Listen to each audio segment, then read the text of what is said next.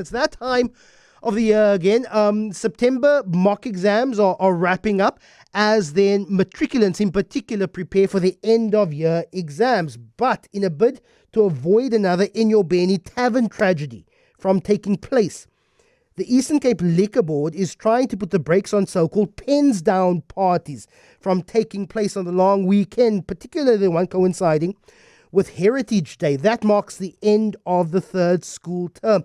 You'd recall in that Enyobeni Tavern tragedy in June 2022, 12 girls and 9 boys died after being crushed to death, suffocated in a tavern in East London. But how can one realistically stop teens from partying? Joining me now, Dr. Mgwebi Msiya is the spokesperson for the Eastern Cape Liquor Board. It's all good and well, so you want to clamp down on illegal underage drinking, Mgwebi, but surely you then solve that problem at the liquor outlet or the shebeen or the illegal tavern. You prevent them from selling, and therefore you then do a little bit to stop underage learners consuming. Shouldn't it be as easy as that? Thank you very much, Mr., for having us on your program. Good morning to you and the listeners. Yes, indeed, it's quite a very concerning problem for us as the Eastern Cape Liquor Board, and we are worried that after a number of initiatives that were tried to put in place following what happened at Enyobeni, as you correctly reflected on it, we're still seeing and receiving reports of these, pens down parties being organized by young people. And it's a demonstration to us of the gravity and the extent of the problem that we're faced with as the Eastern Cape Liquor Board. But I think importantly, as the community, because what we are realizing is that there's really a need for everyone in the community to come together to deal with this issue. It cannot be left at the hands of one, a stakeholder. Because, as you correctly, in your introduction indicated, the issue here is how do these young people, access alcohol, number one.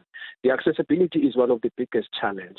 But also the role of parents within the family settings, the role of the community leaders, etc., and how our liquor traders also adhere to their trading conditions, which amongst them is that they must not sell alcohol to the underage persons. So our view as the Eastern Cape Liquor Board, as we roll out these, interventions in the province, our view is that we must come together as the community to deal with this issue. Parents must know the whereabouts of their children. Teachers also must keep their ears on the ground so that we can identify these plans quite in time for us to prevent them. So it's really an issue that requires everyone to come on board so that we can effectively deal with this problem. I never want to be sounding like I'm justifying underage drinking. I also don't want to say kids will be kids. But in the reality of the South African situation, particularly in the townships where our children live, what alternatives are there instead of going to a jaw, going to a party at someone's house? Someone has organized liquor and it's there. Instead of saying your alternatives, instead of a pens down party, an organization or a community to say, let's organize an end of term camp. And those other recreational facilities largely are absent. So young people tend to have a good time, they gather, liquor, alcohol is brought in, and that's when you have a problem. Thank you very much for raising that, Lisa. It's exactly the problem. I think the challenge that we're having in our communities is that really these young people don't have other alternatives. Alcohol becomes the only, entertainment and recreation that they have at their disposal.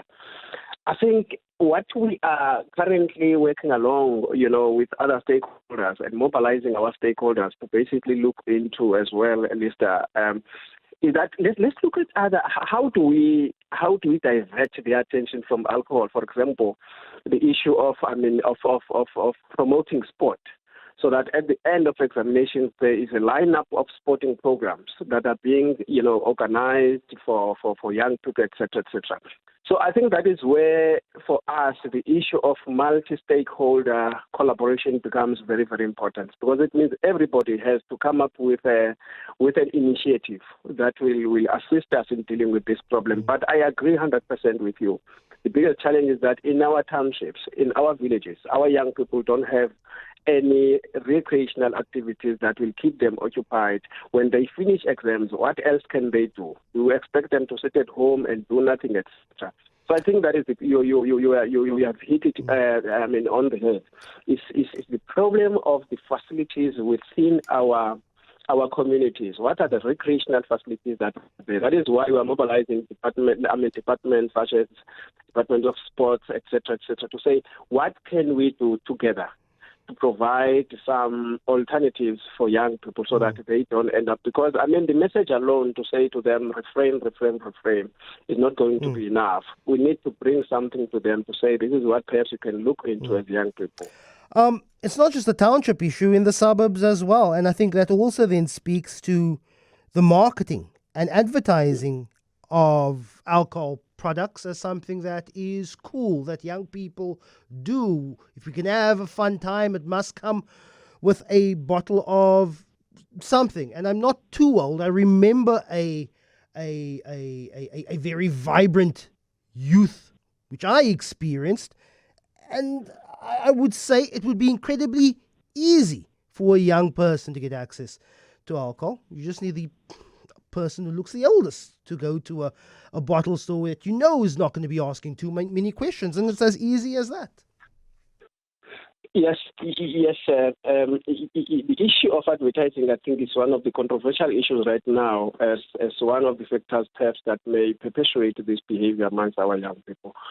I know there has been a lot of argument around it, and I'm happy that with the national liquor policy is basically looking into that now, into regulating the issue of advertising, looking closely into how we can reduce advertising of alcohol on various media platforms, etc. Because really it does have an impact. I think a number of studies have validated that to say yes, advertising can have an impact to young people.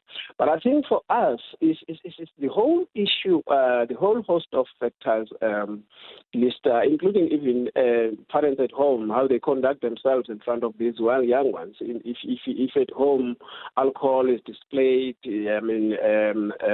so easily for children to see it, etc. If alcohol is freely consumed in front of children, and all those for us really contribute towards promoting this underage drinking. So it's a whole host of issues in our view that promote underage drinking in our community. I would have an opposing thought, but we don't have enough time, of normalizing and respecting substances in a family also goes a long way in educating in the merits and also the demerits of consumption and of course overconsumption. That's my view on the matter. Our parents can help educate. But really appreciate your time, Dr. Mgwebi Msiya, spokesperson for the Eastern Cape Liquor Board.